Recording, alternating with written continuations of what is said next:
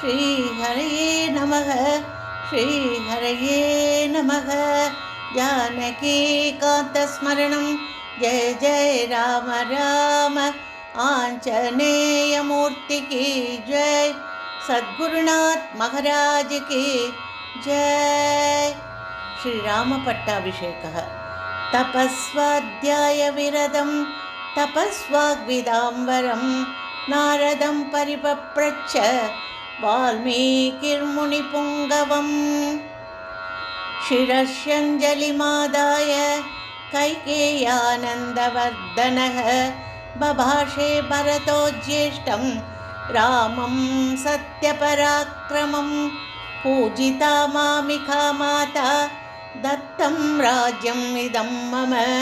दत्तदामि पुनस्तुभ्यं यथा त्वम् अदता मम।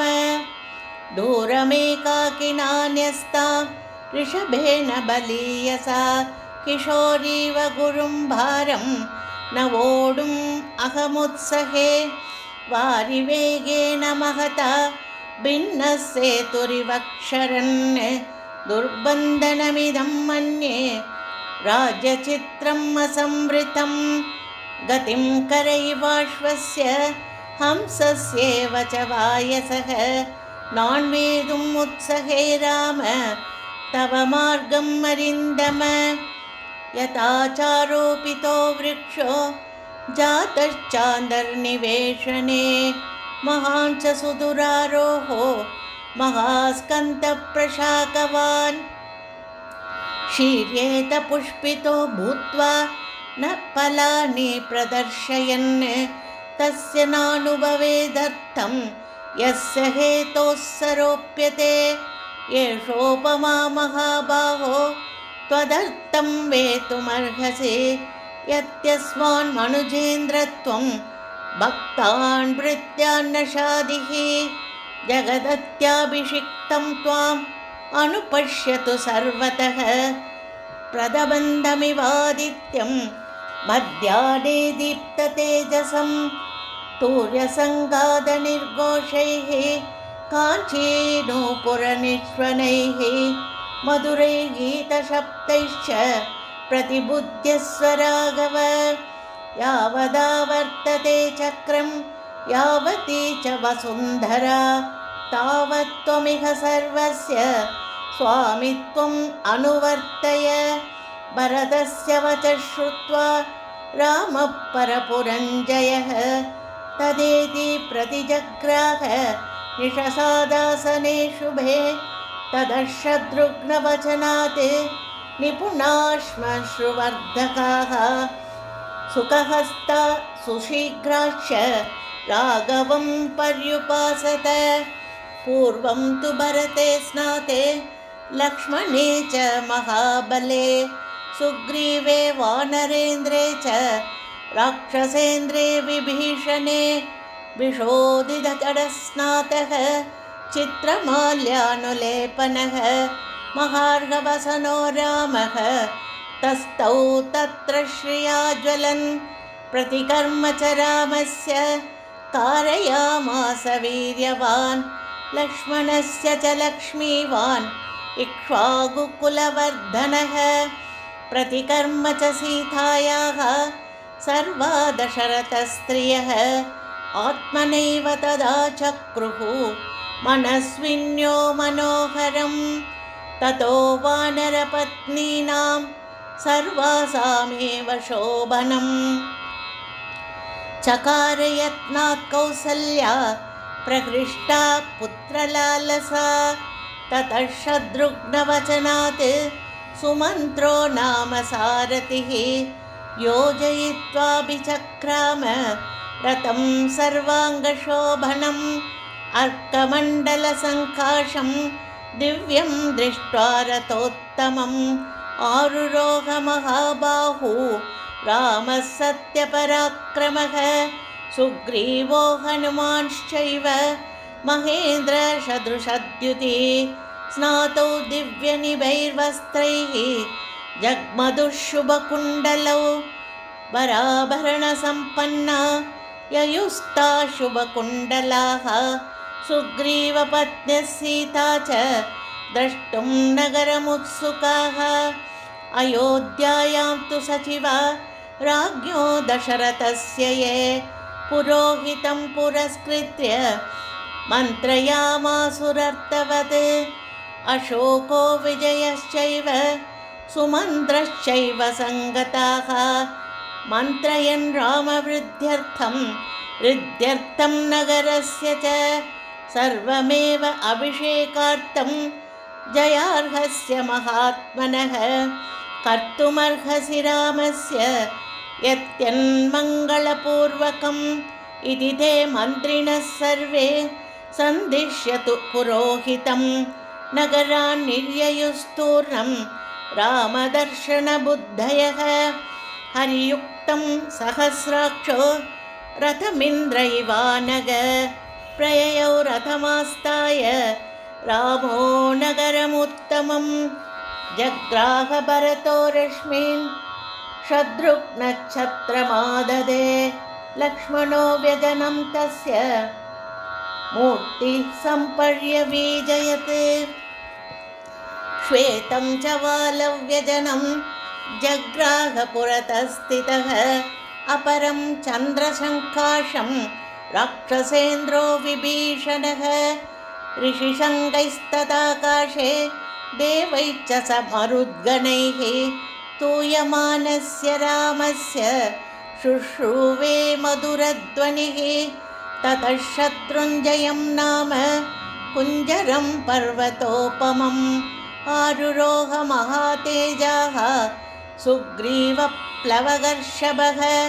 नवनागसहस्राणि ययुरास्ताय वानराः मानुषं विग्रहं कृत्वा सर्वाभरणभूषिताः। शङ्खशब्दप्रणादैश्च दुन्दुभीनां च निस्वनैः प्रययौ पुरुषव्याघ्रः तां पुरीं हर्म्यमालिनीं। तदृशुस्ते समायान्तं राघवं सपुरःसरं विराजमानं वपुषा रथेन अतिरथं तदा। ते वर्धयित्वा काकुस्तं रामेण प्रतिनन्दिताः अनुजग्मुर्महात्मानं भ्रातृभिः परिवारितम्। अमात्यै ब्राह्मणैश्चैव तथा प्रकृतिभिर्वृतः श्रिया विरुरुचे रामो नक्षत्रैरिव चन्द्रमाः। सपुरोगामिभिस्तूर्यैः तालस्वस्तिकपाणिभिः प्रव्याहरद्भिर्मुदितैः मङ्गलानि ययौ वृतः। अक्षतं जातरूपं च गावः कन्यास्तदा द्विजाः नरामोदकहस्ताश्च रामस्य पुरतो ययुः। सख्यं च रामसुग्रीवे प्रभावं चानिलात्मजे वानराणां च तत्कर्म राक्षसानां च तद्बलं।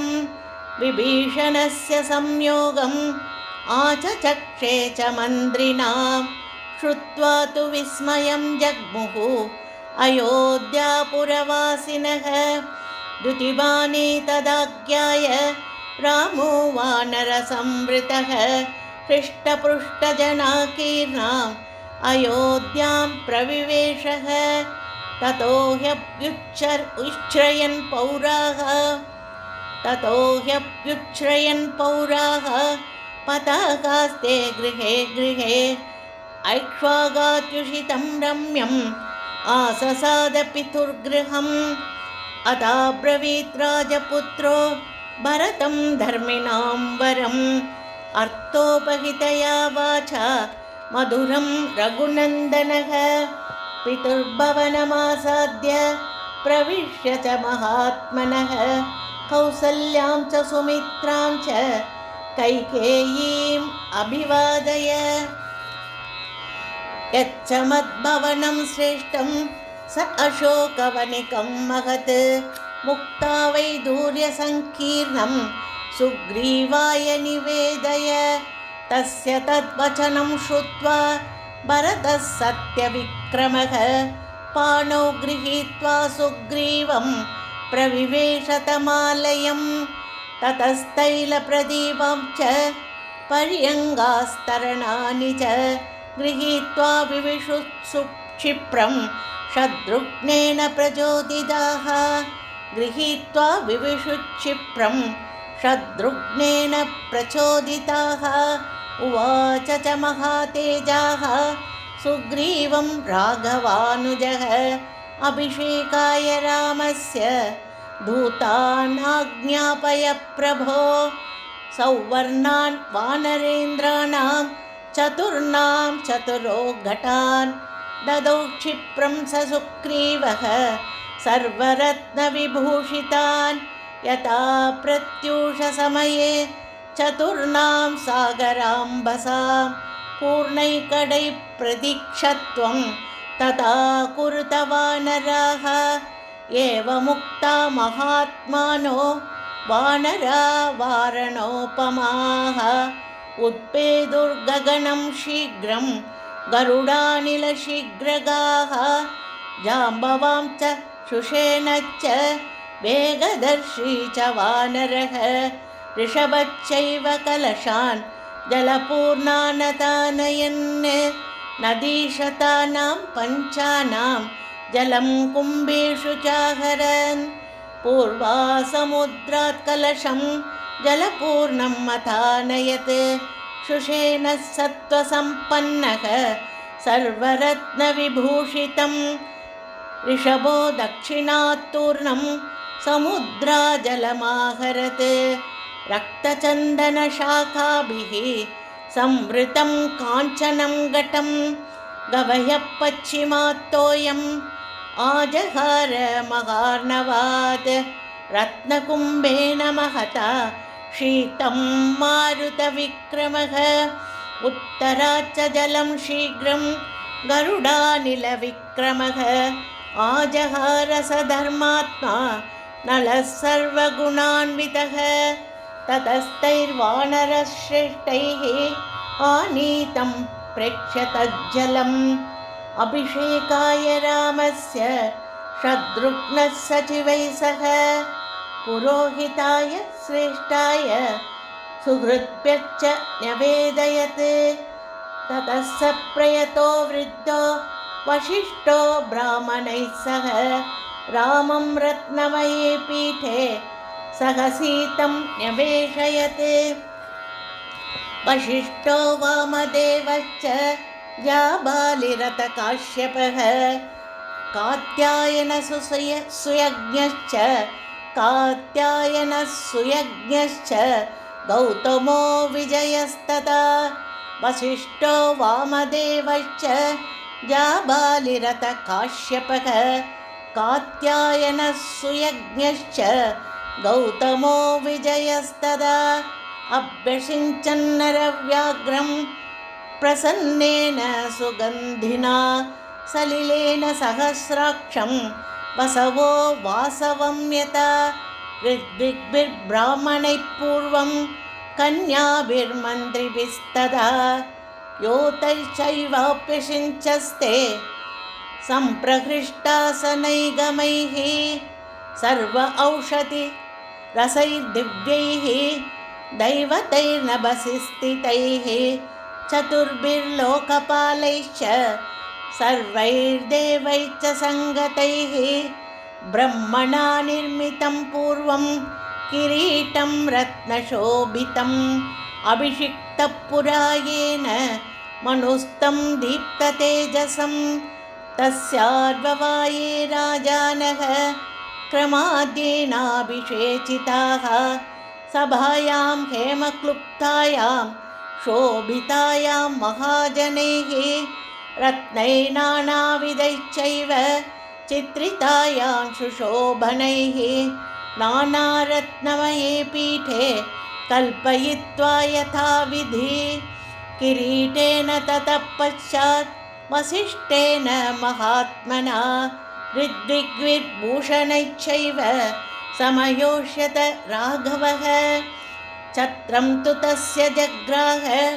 शत्रुघ्नः पाण्डरं शुभं श्वेतं च वालव्यजनं सुग्रीवो वानरेश्वरः अपरं चन्द्रसङ्काशं राक्षसेन्द्रो विभीषणः मालां ज्वलन्तीं वपुषा काञ्चनीं शतपुष्करां राघवाय ददौ वायुः वासवेन प्रचोदितः सर्वरत्नसमायुक्तं मणिरत्नविभूषितं मुक्ताहारं नरेन्द्राय ददौ शक्रप्रचोदितः प्रजगुर्देव गन्धर्वाः ननृतुश्चाप्सरोगणाः अभिषेके ददर्हस्य तदा रामस्य धीमतः भूमिः सस्यवती चैव फलवन्तश्च पादपाः गन्धवन्ति च पुष्पाणि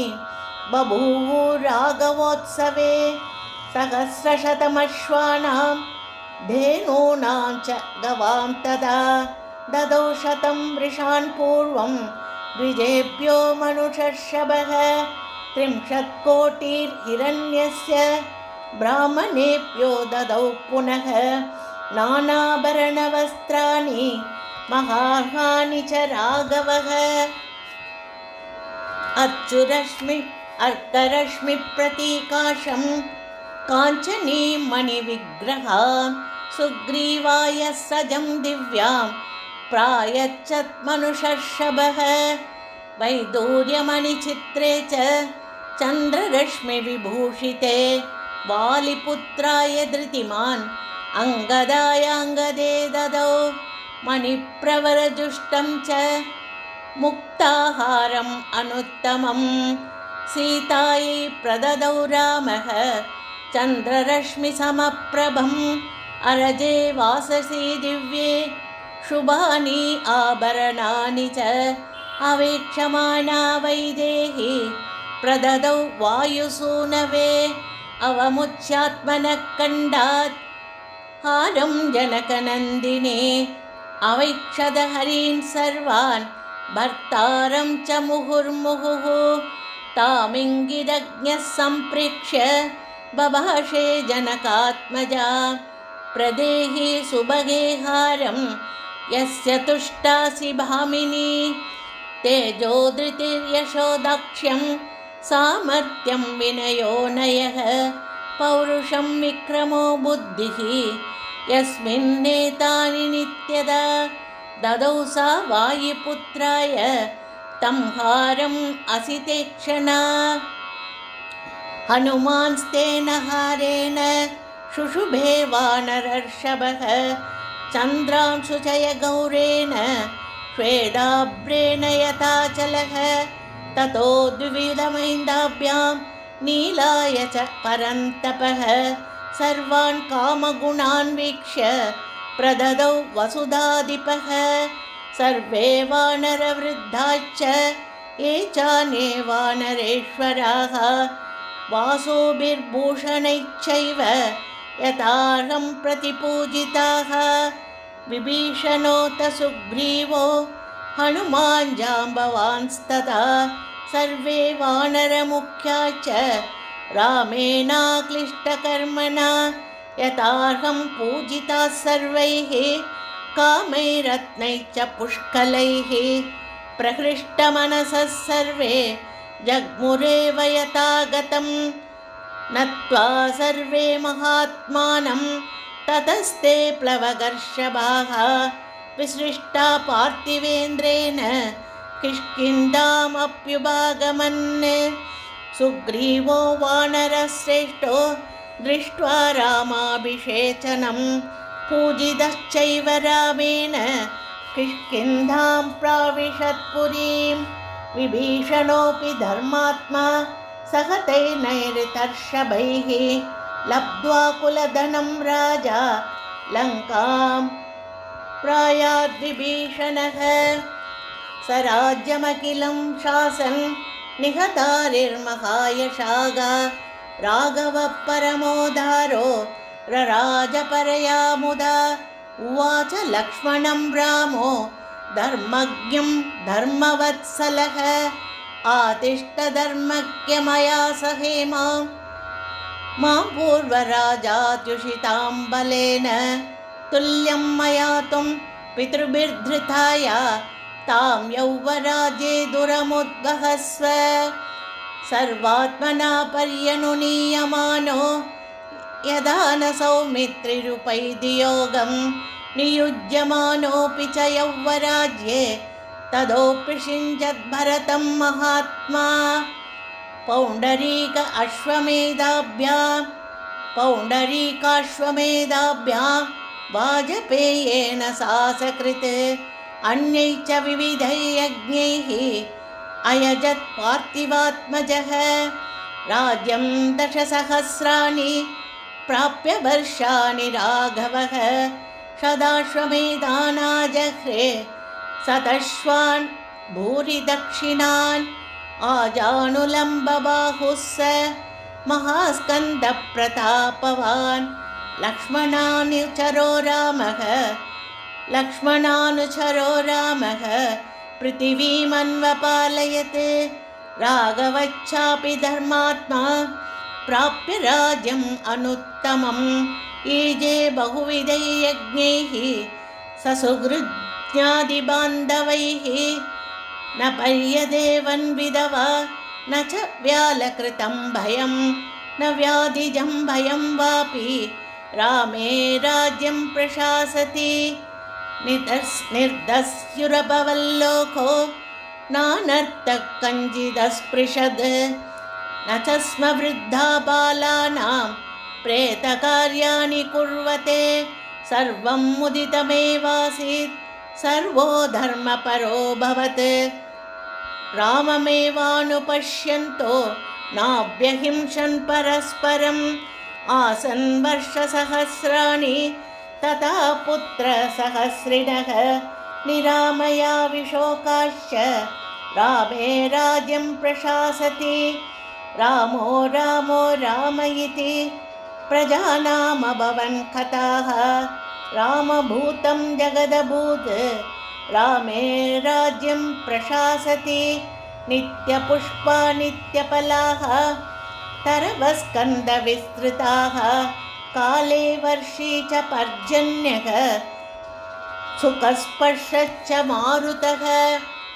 ब्राह्मणा क्षत्रिया वैश्याः शूद्रा लोभविवर्जिताः स्वकर्मसु प्रवर्तन्ते तुष्टा स्वैरेव कर्मभिः आसन् प्रजाधर्मरता रामे शासति नानृताः सर्वे लक्षणसम्पन्नाः सर्वे धर्मपरायणाः दशवर्षसहस्राणि दशवर्षशतानि च भ्रातृभिः सहितः श्रीमान् रामो राज्यमकारयत् धन्यं यशस्यम् आयुष्यं राज्ञां च विजयावहम् आदिकाव्यमिदं त्वार्षं पुरा वाल्मीकिना कृतं यः पठेत् शृणुयाल्लोके नरः पापात् विमुच्यते पुत्रकामस्तु पुत्रान् वै धनकामो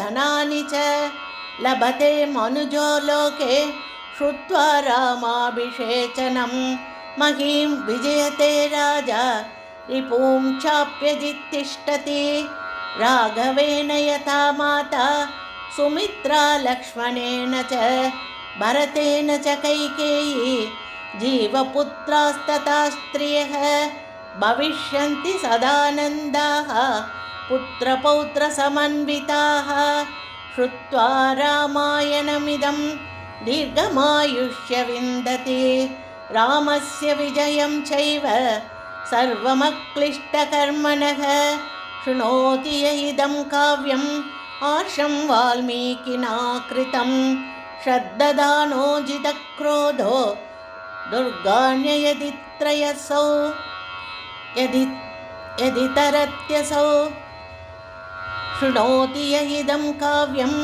आर्षं वाल्मीकिना कृतं श्रद्दधानो जितक्रोधो दुर्गाण्यदि तरत्यसौ समागमं प्रवासान्ते लभते चाभिबान्धवैः प्रार्थितां च वरान् सर्वान् प्राप्नुयादिह राघवात् श्रवणेन सुराः सर्वे प्रीयन्ते सम्प्रशृण्वता विनायकाच्च शाम्यन्ति गृहे तिष्ठन्ति यस्य वै विजयेत महीं राजा प्रवासी स्वस्तिमान् व्रजेत् स्त्रियो राजस्वला श्रुत्वा पुत्रान् सूयुरनुत्तमान् पूजयं च पडं क्षेमम् इतिहासं पुरातनं सर्वपापैः प्रमुच्येत दीर्घमायुरवाप्नुयात्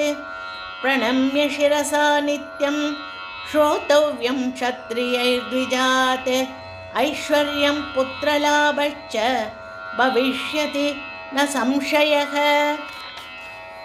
रामायणमिदं कृष्णं शृण्वतः पठतः सदा प्रीयते सततं रामः स हि विष्णुः सनातनः आदिदेवो महाबाहुः हरिर्नारायणप्रभुः साक्षात् रामो रघुश्रेष्ठः शेषो लक्ष्मण उच्यते कुटुम्बवृद्धिं धनधान्यवृद्धिं श्रियश्च मुख्या सुखमुत्तमं च श्रुत्वा शुभं काव्यमिदं महार्तं प्राप्नोति सर्वां भुवि चार्थसिद्धिं कुटुम्बवृद्धिं धनधान्यवृद्धिं श्रियश्च मुख्या सुखमुत्तमं च श्रुत्वा शुभं काव्यमिदं महार्तं प्राप्नोति सर्वां भुवि चार्थसिद्धिम् आयुष्यम् आरोग्यकरं यशस्यं सौभ्रातृकं बुद्धिकरं शुभं च श्रोतव्यमेतन्नियमेन सद्भिः आख्यानमोजस्करमृद्धिकामैः एवमेतत्पुरावृत्तम् आख्यानं भद्रमस्तु वः प्रव्याहरत विस्रब्धं बलं विष्णो प्रवर्धताम् देवाच्च सर्वे तुष्यन्ति ग्रहणात् श्रवणात् तदा रामायणस्य श्रवणात् तुष्यन्ति पितरस्तथा भक्त्या रामस्य ये चेमां संहितां ऋषिणा कृतां लेखयन्तीह च नराः तेषां वासस्त्रिविष्टपे इत्यार्षे श्रीमद् रामायणे वाल्मीकीये आदिकाव्ये युद्धकाण्डे 31 सर्गः। श्रीहरये नमः। श्रीहरये नमः। श्रीहरये नमः। जानकीकान्तस्मरणं जय जय राम राम। आंजनेयमूर्ति की जय। सद्गुरुनाथ महाराज की जय।